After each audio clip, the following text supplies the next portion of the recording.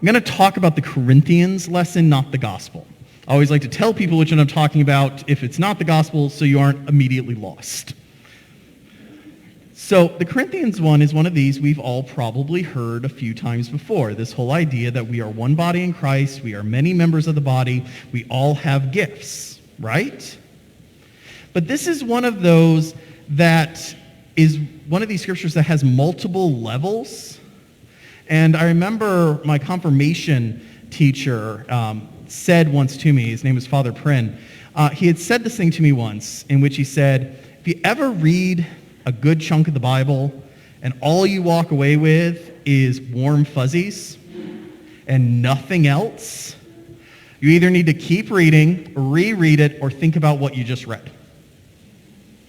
Okay? Why? Because the Bible is not just there to make us feel good, but also to push us to grow.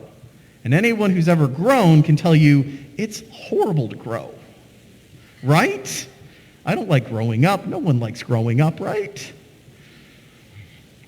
But this is one of those passages. So the passage, at its first glance, is very much the sermon you've all probably heard, right? In which we remind you that everybody has gifts. God gives everybody gifts.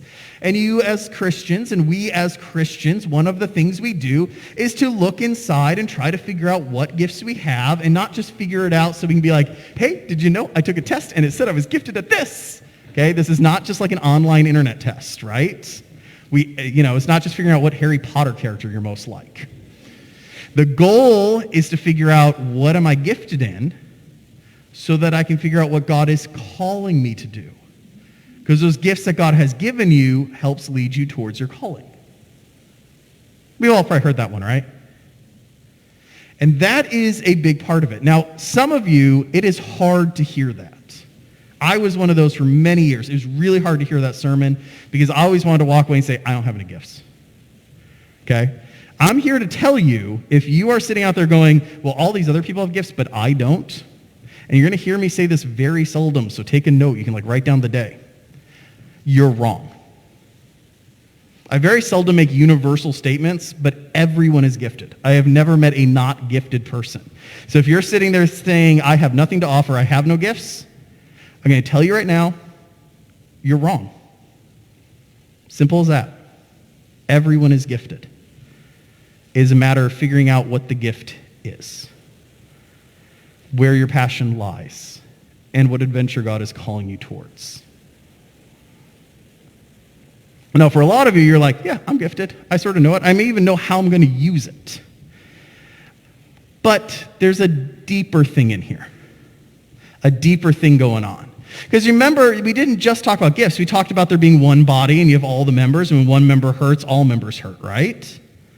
Okay, and it talks sort of about if everyone was an eye, where would we get our sense of hearing, and so on and so forth. You remember that part of the text from a few seconds ago? Okay. So here's the thing with that. If you think about it, most of us post-high school starts to work towards a career of one form or another, right? And I've noticed in my life that people who go into a certain career or a certain arena often have very similar gifts, right? So teachers generally are gifted at teaching. All right, a few of you were listening and are still awake. Okay, are gifted at teaching. And preachers hopefully at preaching, and so on and so on and so on, right? But there's this thing, and I noticed it first when I was in finance, is that when I'd get all my financial buddies together from work and you'd pose a question, even if it wasn't a financial question, guess what sort of answer you got? You got a financial one, right? Right? Because when you're in a room full of when you're in a room full of hammers, every problem is a nail. Just about hitting it hard enough or in the right direction. Any of you who all are married to engineers out there? Yeah, I just got a lot of laughter. You all know, you get a group of engineers together, you don't pose an emotional argument, you give them stats, right? We learned this in debate. That was literally the thing we learned in LD debate, was the first thing you want to figure out about the judge is what is their job, the second thing, what is their education. So you know their job and their education, you know what type of argument to send to win the debate round. And they used to say, if all your judges are engineers, don't make an emotional argument. You're going to get nowhere. Use numbers. Okay? Not picking on the engineers. Same thing's true if you have a whole bunch of folks with degrees in fine arts. Don't go floating the numbers, because what they're hearing is womp, womp, womp, womp, womp, womp, womp.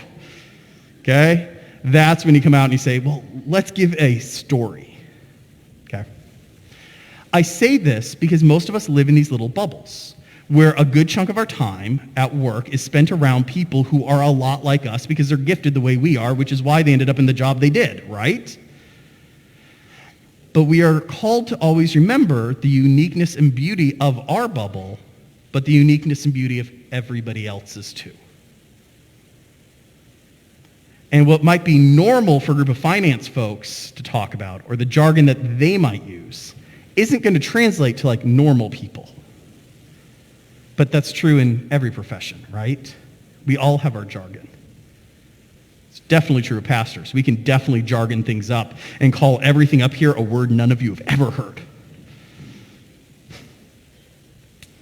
And we're called to love and care and realize that all those little bubbles are all valuable to God.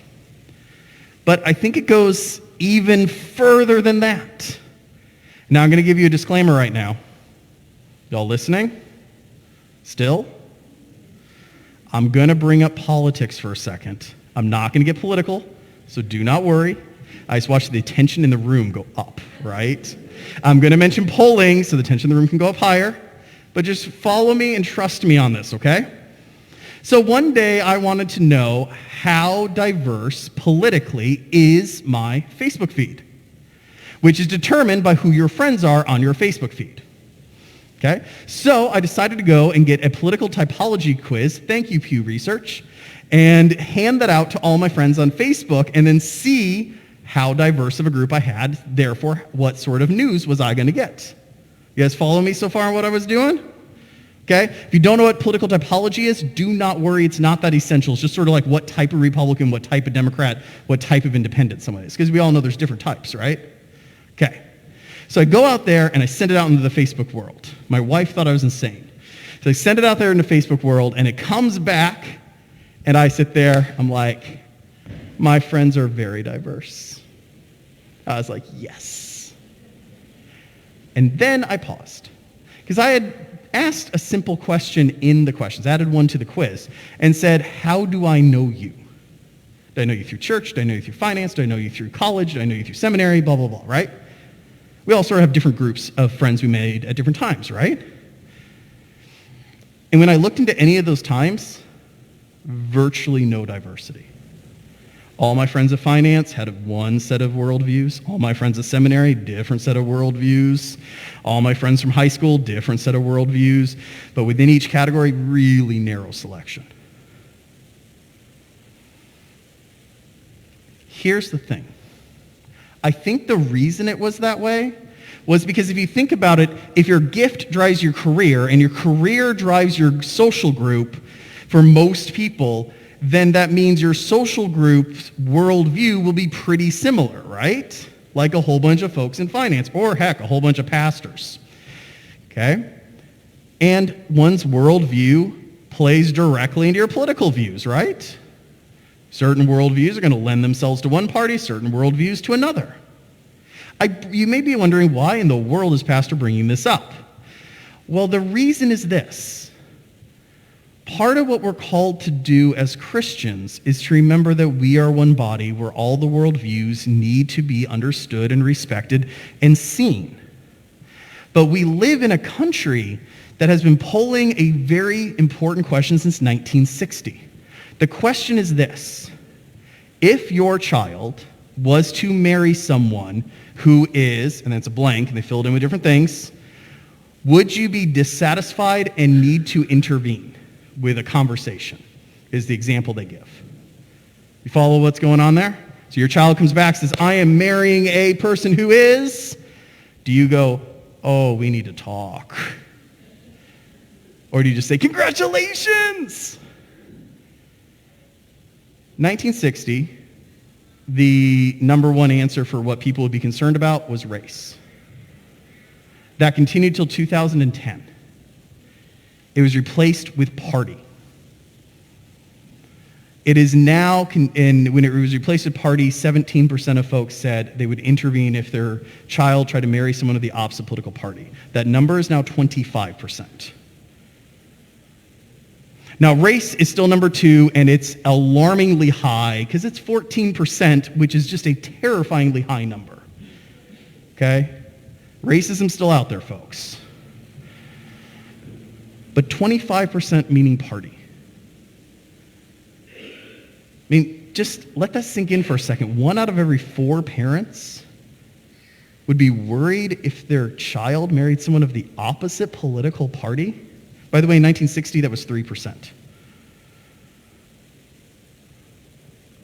That is how divided we've come. And what I've found is whether or not you're a Republican, a Democrat, an independent, or something else, we can all agree that this has gotten to a crazy level, right? That people are way too quick to judge other people because of their political party affiliations, or politics, right? Whether or not you're a Republican or a Democrat, I think we can all agree on that. See, here's the thing. Is one of the callings of being a Christian is to be able to look at everybody else and see them as a child of God that they are. Part of the calling of being a Christian is that your identity as a child of God supersedes all the other identities you have. Not that the others aren't important. They are. But they're never more important than that first baptismal identity you are given. As you go out today, I want you to take some time. First question I want you to ask yourself is, at what point did this sermon make you uncomfortable? Because my hope says at some point it did. And wherever it made you uncomfortable, whether or not it was me saying you have gifts and you're called to use them, or whether or not it was talking about different groups and how our views or our gifts lead to views, or whether or not it was talking about the political side of this, I want you to ask yourself, what made you uncomfortable? Another way of putting it is this. If I was to ask you a slightly different version of that poll question and say, someone could not be a Christian if, and then fill it in with those same markers, is there any of them that you would actually agree with? You can't be a Christian if you are a Democrat, Republican, Independent, Green, Libertarian, whatever? Or any of the others? And if you say yes, ask yourself,